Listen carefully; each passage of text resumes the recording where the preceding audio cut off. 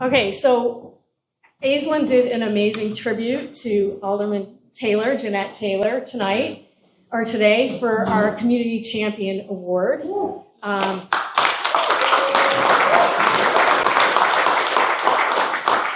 I have to say, I asked to be able to give this award to you, Alderman Taylor, today, because I wanted to be able to personally pay tribute to you. Alderman Taylor is a community organizer, education advocate, and elected official serving as Alderwoman of Chicago's 20th Ward. She is widely known for her grassroots activism, especially in 2015, when she helped lead a hunger strike to prevent the closure of Dyett High School.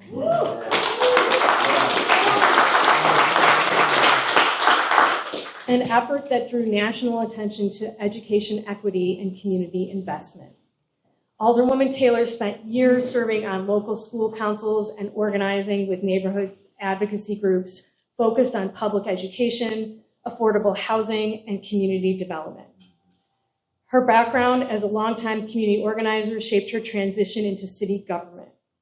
In April 2019, Alderwoman Taylor was elected to Chicago City Council. Since taking office, she has advocated for issues including affordable housing and school equity, and has opposed regressive budget policies, consistently advocating for the rights and needs of her constituents. Alderwoman Taylor is a member of the Democratic Socialists of America and caucuses with the Black Caucus, Democratic Socialist, and Progressive caucuses in the City Council.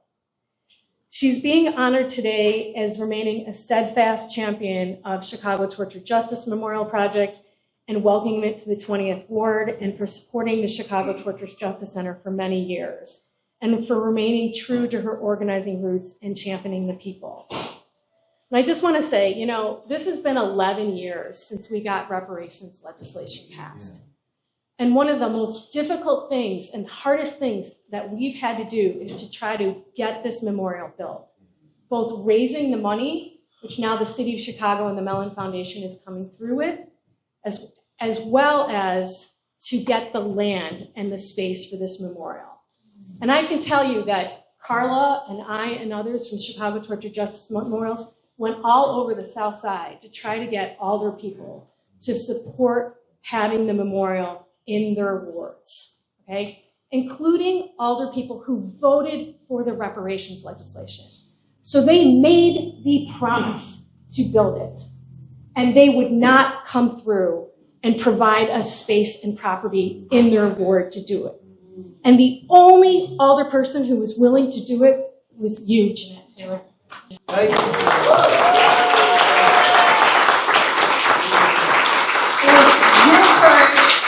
And your conviction, we would not be on the precipice of building this. We would not have a memorial without you, Alderman Taylor. Yeah. I am personally grateful to you. Chicago Torture Justice Memorials is grateful to you. Yeah. This entire community is grateful Absolutely. to you. Thank you for being a people's politician.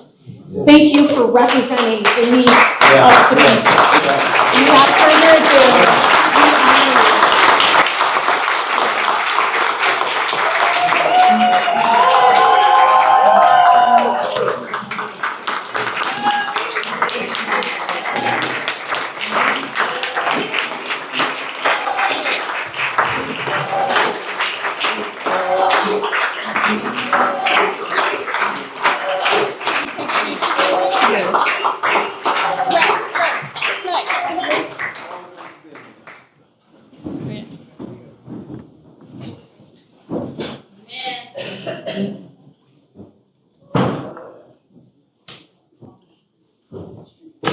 Thank you. All right.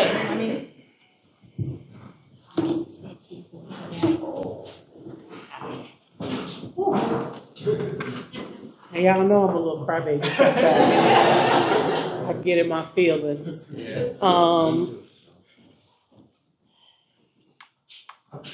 This memorial won't right the wrongs of this evil system. It just won't.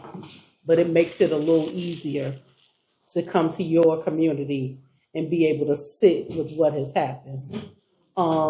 This country will never apologize for what it's done. This city is never going to apologize for what it's done. This is a step in the right direction to say that we are sorry. We do owe you a debt, and no amount of money, flowers, accolades, memorial is going to give back what was taken from you. And so I work for a system that I hate, if I'm just being honest, because every day I find out some new shit that could have been avoided, that we didn't have to do, that we did, and the thought that people sat by and watched it happen. And so honoring folks who spent their lives in the system, who often created programs and just let us know kind of what that is like. I think television romanticizes what jail is. Yeah.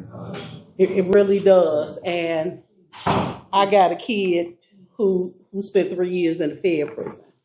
And I heard the stories. I was concerned. It was 3 years. It was 3 years that I didn't sleep. So imagine family members still sitting there 20 and 30 years for crimes that they didn't commit and what these families actually go through. I know that, and I didn't need for him to go to figure it out. I could hear the stories. I could look at people. I'm here to listen and to learn. And so no amount of reparations is going to fix it. It just won't. We're in a space to know to do what's right. And so for me, it's always making sure I do what's right. Sometimes I didn't understand. Sometimes I couldn't wrap my mind around sitting in the 6x9 for 30 years and somebody telling you when to go to the bathroom, when to wake up, who you could and could not see, missing the birth of your grandkids or your children, your parents passing away. Like, that is a heavy load for somebody who sits at home every day. And so imagine being away from your family. And so to me, it wasn't a question of what, it was where. Where do y'all want to put it? And so I did something that I hate doing, which is a land swap, because it's actually not in 20, it's in the 3rd Ward. And while Alderwoman Dow is who she is somebody that I can talk to, and I told her, hey, this is important to my community. And I also didn't want to hide it. I felt like when people had their ideas of where it was going to be, they were trying to hide it. No, show what y'all did to Black men and women. Show what y'all did to these brothers and sisters when you locked them up to say you wanted safer streets. Them damn streets wasn't safe. They actually got worse. And but they knew that though, and they knew it was going to change the dynamic of what gangs are. Let's not talk bad about gangs, because what we got now, these ain't gangs, these corner store cliques. Come on. Because gangs knew the creed, they paid dues, and they protected the people in their community. I don't know what the hell we got today.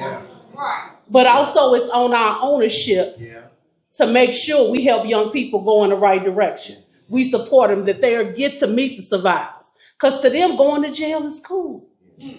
So you telling me when I go to the bathroom is cool?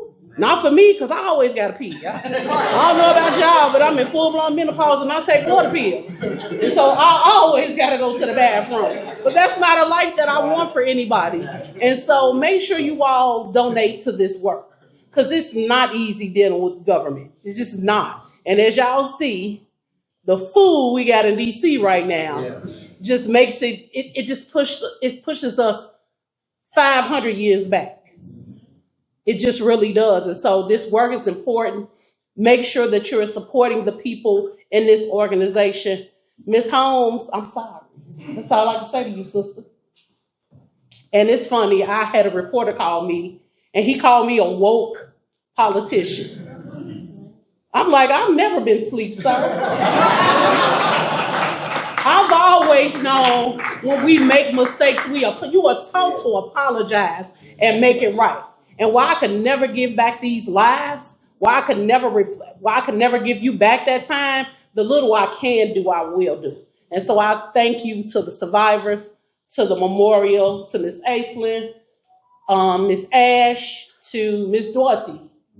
Because, sometimes I get up and go, why are we here?